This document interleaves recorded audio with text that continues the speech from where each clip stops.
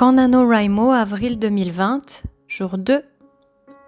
Chérie est partie plus tard travailler aujourd'hui. Parce que oui, tout le monde n'est pas confiné. Lui, il est 1 semaine sur 2.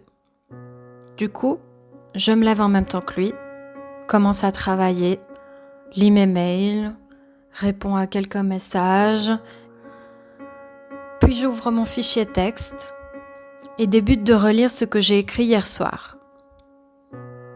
Hier matin, j'ai effectivement écrit environ 700 mots. En fin de journée, j'ai continué, écrit une autre partie, celle de Kai, un Eurasien. Il faut savoir que Kai, à la base, s'appelait Arthur dans la première version de Pas de veine pour toi. Il n'avait pas tout à fait le même âge, pas du tout le même physique. Pourtant, il avait les mêmes séquelles. Des brûlures sur la moitié du corps, un traumatisme suite à du harcèlement scolaire. Extrême ? Pas tant que ça. J'ai la conviction qu'il y a beaucoup de choses qu'on ne connaît pas, parce que les harcelés laissent derrière eux beaucoup de secrets. Ils les gardent profondément dans leur cœur pour éviter d'embêter ou de rendre tristes ceux qui sont censés les soutenir. Et j'avais envie, depuis très longtemps, de parler d'eux, de parler de ce groupe à qui je me sens appartenir. Certes, j'en ai parlé dans certaines autres vidéos, je ne me sens pas concernée par des violences graves, je n'en ai pas subi et ne saurais jamais ce que c'est que d'être touchée profondément sur son physique. Mais je sais qu'il y a des cicatrices qui ne se voient pas, des moqueries, des croche-pattes, des affaires qui se cassent, des regards, surtout les regards. Le harcèlement scolaire, c'est un thème central dans Pas de veine pour toi, parce que Kai et Angelica, 2 personnages qui font partie de ce quatuor principal, en ont subi et en subissent encore dans leur âme, même si tout ça est terminé depuis qu'ils sont arrivés dans cet institut. Leurs souffrances, même si elles sont difficiles et différentes, les rassemblent, les ont rassemblées en tout cas, dans cet établissement. Pourquoi je vous parle de ça, je n'en sais rien. C'est l'humeur du matin. Il est 9h05, j'ai déjà écrit quelques lignes et j'ai triché. Oui, j'ai triché. Il y a quelques semaines, j'avais écrit environ 300 mots d'une partie de Shaun qui vient juste après celle de Kai. Et du coup, ce matin, puisque Chérie a commencé plus tard, je n'ai pu écrire que 200 et quelques mots. J'ai quand même du coup atteint mon quota, mon objectif du matin de 500 mots, mais j'ai triché et j'ai inscrit ce score sur le site du Camp NaNoWriMo. Voilà, ça arrive. Ce sont quand même des lignes que j'ai écrites, des lignes profondes qui parlent d'un autre thème central de Pas de veine pour toi. La musique, le piano, la guitare, les notes. Les notes. Extrait du chapitre 3 de Pas de veine pour toi. Le premier jet est disponible sur Scribet.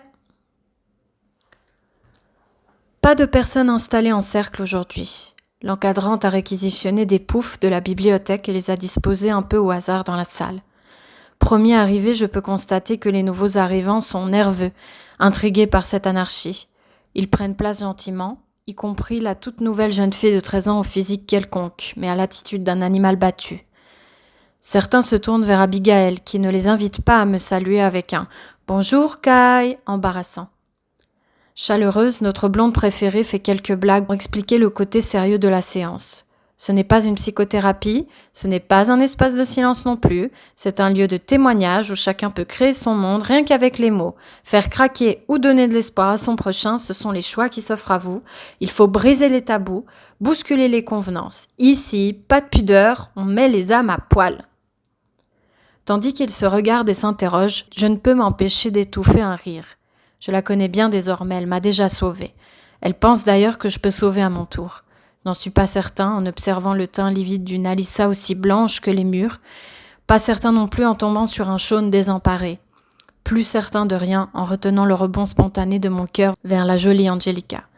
Elle est fâchée avec moi depuis des semaines maintenant. À plusieurs reprises, je l'ai sentie prête à se rapprocher, prête à accepter une complicité.